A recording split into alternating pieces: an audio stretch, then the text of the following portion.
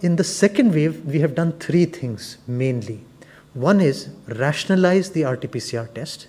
Number two, increase rapid antigen test for early detection, isolation, and home care.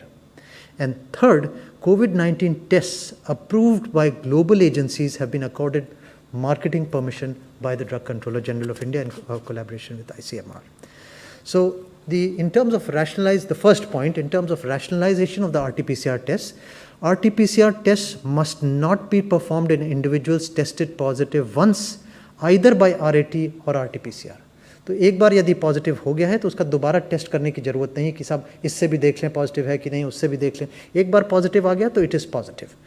No testing required for recovered individuals at the time of hospital discharge. So the Ministry of Health has very clear guidelines that after 10 days or earlier, if you have been fever free for more than 5 days, there are clear cut guidelines. So you don't need to get a negative test for discharge. So remember that, because here I want to explain one point. The virus is made out of RNA particles, and the RNA can stay in your system for many days.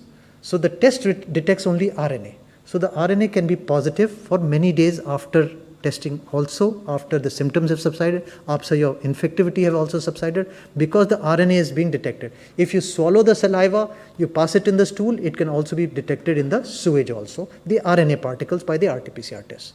So the live virus is not there, but RNA particles are still there. So no testing required at the time of hospital discharge.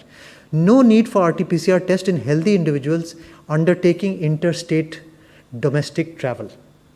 Non-essential travel and interstate travel for symptomatic individuals should essentially be avoided. तो अगर आपको बुखार है, खांसी है, जुकाम है, please do not travel, please do not travel. You will be infecting other people. That is your moral responsibility. All asymptomatic individuals undertaking essential travel must follow COVID appropriate behavior. And mobile testing laboratories are also being encouraged, and many players are doing this. They have RT-PCR machines in the mobile vans, and they can keep testing, and they are deployed. It can be deployed in different parts of the city.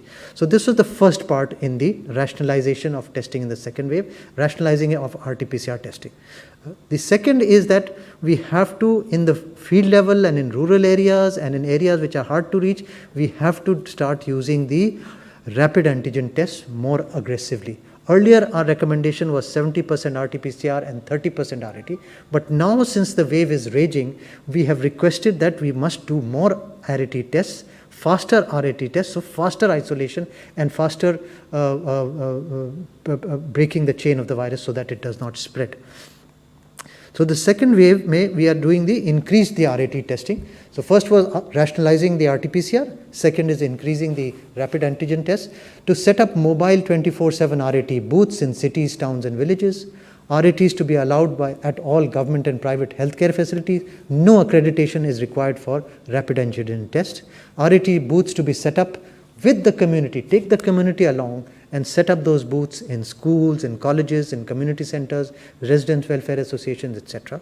Public-private partnership models encouraged to establish innovative, convenient testing centers, and some states are doing it, and I should be encouraged further. RATs must be conducted in accordance with the RAT guidelines which the ICMR has defined, and all RT-PCR results should be uploaded on the ICMR portal so that we know what is happening. Social distancing norms have to be followed once we are doing this RAT testing in the community, either in community centers or in schools or colleges. The third thing that has happened first is rationalizing of the RT-PCR test, second is increasing the RAT tests, and third is that ICMR and DCGI approve internationally validated kits. All kits approved by the following reputed global agencies are exempt from validation in India and accorded marketing permission by DCGI on the basis of existing approval, that is US FDA, European, Japanese, Korean, Australian, Brazilian, and the WHO emergency use listing. And more importantly, home-based testing solutions are being explored, whether home-based testing can be encouraged, so we are working on that. Now, last 1 or 2 slides, again emphasizing one point, that if you are having fever with or without any of these following, like cough, headache, sore throat, breathlessness, body ache, loss of taste or smell, fatigue or diarrhea, then all such individuals should be tested immediately. but not wait for the test results. While awaiting the test results, they should immediately isolate. Immediately isolate and follow home isolation guidelines as per ICMR and Ministry of Health. And we have a very simple infographic for home-based care for COVID-19, and that has been discussed in the previous previous meeting, where we talk about the do's and don'ts and how to monitor your temperature every 4 hourly, how to monitor your oxygen. Here one small point in terms of the oximeter, sometimes people monitor their pulse rate as the oxygen saturation. That mistake should not be committed. Pulse rate is separate, oxygen saturation is separate. So don't confuse your pulse rate with the oxygen saturation. A very small practical point. And temperature has to be measured, and the medications are clearly listed. This is available in several languages now. All the states are providing this, and this home-based care with early testing by rapid antigen tests, etc.